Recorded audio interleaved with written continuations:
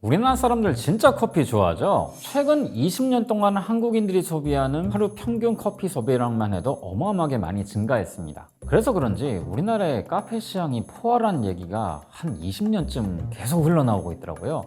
이렇게 포화인 와중에 외국 카페 브랜드들이 우리나라에 굉장히 많이 진출을 했죠. 왜 이런 외국 카페들은 이렇게 포화된 시장에 카페가 너무 많아서 지금 줄어들고 있는 우리나라 시장에 진출한 걸까요? 오늘은 해외 카페 브랜드에 대한 이야기를 해보려고 합니다. 머니스토리의 김밥입니다. 최근 몇 년 사이에 우리나라에 진출한 해외 카페 브랜드들이 엄청나게 많잖아요. 뭐 블루보틀을 시작으로 해가지고 뭐 바샤커피, 티몰튼, 인텔리전시아, 랄프스 커피, 푸글랜 좀 진출한 지 몇 년 됐는데 요새는 거의 안 보이는 퍼센트 아라비카 일본 카페입니다. 생각해보면 왜 이렇게 많은 커피 브랜드들이 우리나라에 진출할까 싶죠? 이게 이유가 있습니다. 이게 나름 이제 우리나라가 정말 잘 사는 나라가 됐거든요. 이게 뭐 부정할 사람들이 있을진 몰라도요, 정말 잘 사는 나라입니다. 경제 구매에서 되게 앞서 나간 나라고, 지금 현재 문화적으로도 굉장히 선도적인 국가로 떠올랐고, 굉장히 트렌디한 나라가 됐어요. 그러다 보니까 약간 아시아 지역의 테스트베드로 이런 유명 커피 브랜드들이 우리나라에 들어온 경향이 커졌던 거죠.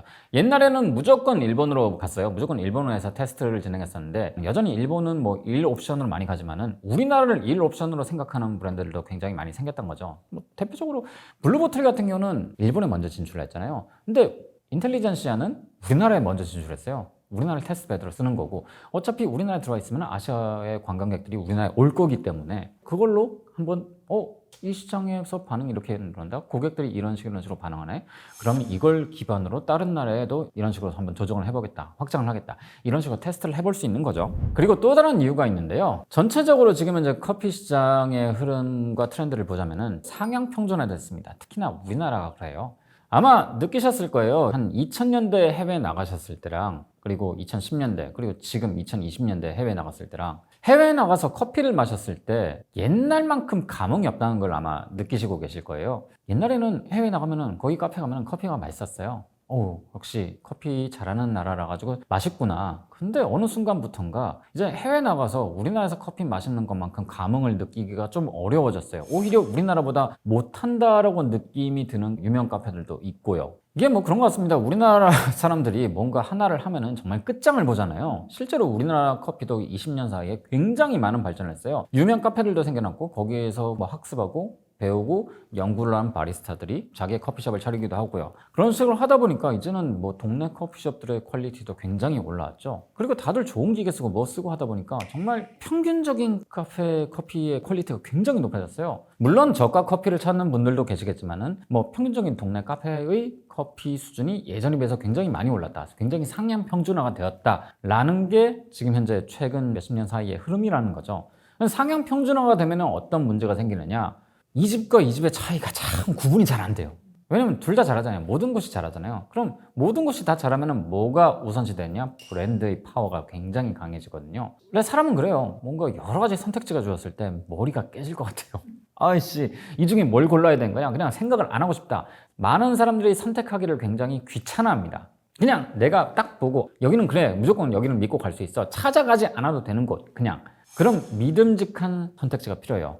사실 이 역할을 예전에는 스타벅스가 해왔잖아요. 근데 스타벅스가 가진 브랜드의 가치를 생각하면 그럴 만하죠.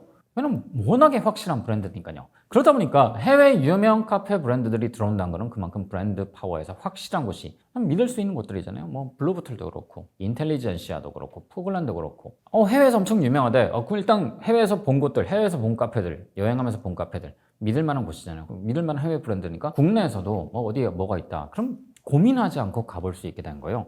그러니까 소비자 입장에서는 확실한 브랜드를 갖춘 곳에 가는 게 찾아보아야 되는 피로감이나 그런 노력을 줄일 수도 있고, 확실하게 만족할 만한 선택지가 되기 때문에 다 그런 식으로 몰리게 되는 거고, 그래서 해외 브랜드들이 많이 들어오게 되는 것 같아요. 자, 그런데 이런 해외 브랜드들이 들어오다 보니까 전반적으로 가격대가 좀 높습니다. 대표적인 게 티몰튼이죠. 야, 티몰튼, 특히나 캐나다 쪽에 유학 갔다 오시거나 거기 좀 살다 오시는 분들은 다 똑같이 하시는 얘기가 있어요. 티몰튼은 원래 캐나다에서 이디야 정도의 포지션이었는데 갑자기 들어오니까 프리미엄 브랜드가 돼버렸다. 예, 그 말이 맞죠. 우리나라 들어오면서 굉장히 가격 수준이 좀 높아졌습니다. 그래서 아이씨, 캐나다에서 그 돈 주고 먹은 걸 생각하면은 이게 맞나? 이 가격이 맞나?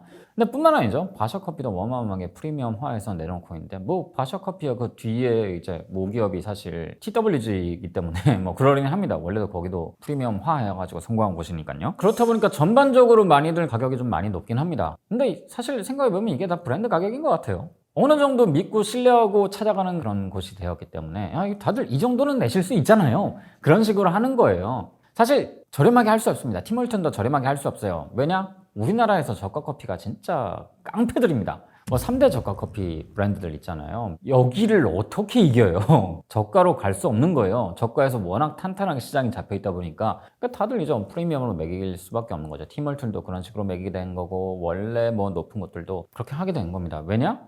그냥 단순히 커피를 파는 공간이 아니라 브랜드 체험을 할 수 있는 공간으로 포지셔닝 했기 때문에, 뭐 블루보틀도 그렇고 인텔리전시아도 그렇죠, 푸글랜도 그렇고 보면은요, 딱 그 공간 자체가 커피 브랜드가 상징하는 이미지나 브랜딩을 경험할 수 있는 공간으로 포지셔닝 돼 있어요.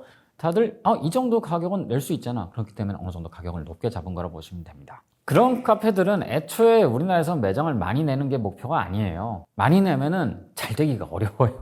그러다 보니까 한계도 되게 분명합니다. 우리나라에서 확장하기가 굉장히 어려울 거예요. 왜냐면 그만큼 커피 시장이 굉장히 대중화되고, 우리나라만큼 카페가 많은 나라도 정말 드물거든요. 워낙에 커피를 많이 마시다 보니까 사람들이 이제 편차가 확 나눴어요. 내가 일상적으로 소비한 거면 그냥 저가 커피 소비하고, 가끔씩 소비하는 거면은 좀 이런 식으로 좀 유명 브랜드를 가거나 좋은 개인 카페를 가거나 그런 식인데, 그러다 보니까 매장을 많이 내면 낼수록 일상적인 소비에 가까워지는 거니까 어려워지는 거죠. 스타벅스 같은 경우는 초반부터 들어가 있었고, 생각보다도 스타벅스가 가격을 별로 그렇게 손을 대지 않으면서, 오히려 스타벅스는 옛날에는 프리미엄 브랜드인데 지금 오히려 대중화된 브랜드로 많이 내려왔죠. 그냥 부담 없이 갈 수 있는 곳으로요.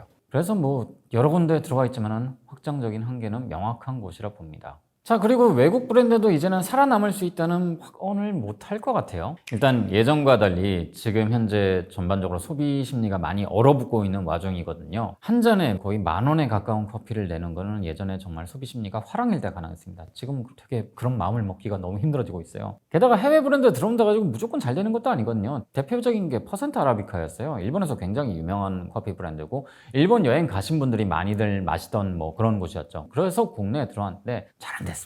잘 안 됐어요. 있는 매장도 거의 많이 줄었고요. 그리고 다른 커피 브랜드들도 몇 군데 들어왔어요. 유럽계 커피 브랜드들 잘 안 됐어요. 다 안 돼요. 그냥 전반적으로 우리나라의 커피 퀄리티가 굉장히 많이 높아졌고, 소비 심리가 얼어붙었고, 수많은 브랜드가 생기다 보니까 오히려 그 브랜드에 대해서 뭔가 사람들이 딱 와닿지가 않게 된 것도 큰 것 같아요. 그래서 어느 정도 체험의 공간이다 그러면 살아남을 수 있는데, 크게 확장하기란 굉장히 어렵다. 왜냐? 우리나라에서는 이미 카페들이 지난 수십 년 동안 브랜드들이 딱 자리를 잡은 상황이에요. 그리고 각 세그먼트도 정말 확실합니다. 이 사이를 치고 들기가 정말 어려워진 거예요, 옛날에 비해서. 그나마 프리미어화된 것들은 있는데, 프리미어화된 것들은 매장 넓힐 수가 없죠. 확장성 제한되니까. 그래서 많이들 들어오고 있습니다만은 그만큼 한계도 분명하다. 그리고 대부분 다 느끼실 거예요. 뭐 한두 번 가보고 좋은 경험했다. 또 갈지는 모르겠어요. 그리고 이제 지금 현재 카페 시장이 불황을 겪고 있는데, 카페 시장이 불황을 겪는 와중에도 우리나라의 커피 수준은 계속 발전할 거로 저는 보고 있기 때문에 그렇습니다. 그냥 브랜드를 내세워서 들어왔지만 브랜드만으로 어필하기는 또 한계가 있을 것이라는 거. 이제 무조건 뭐 유명 브랜드 들어왔대 라고 해서 잘 되는 거 잘 된다, 그런 성공을 보장할 수 있는 시대는 지났다는 것. 원래 그렇습니다. 뭐 다들 많이 들어서 이제 시도는 많이 해보겠죠. 한계는 분명하다라는 거죠. 자, 오늘은 해외 커피 브랜드들이 국내에 들어오는 현상에 대해서 말씀을 드렸는데요. 뭐 여기에 대해서 궁금하신 거나 다른 의견이 있으시다면 또 댓글로 남겨주시고요. 저는 다음에 좀 다른 주제로, 재밌는 주제로 찾아뵙도록 하겠습니다. 안녕히 계세요.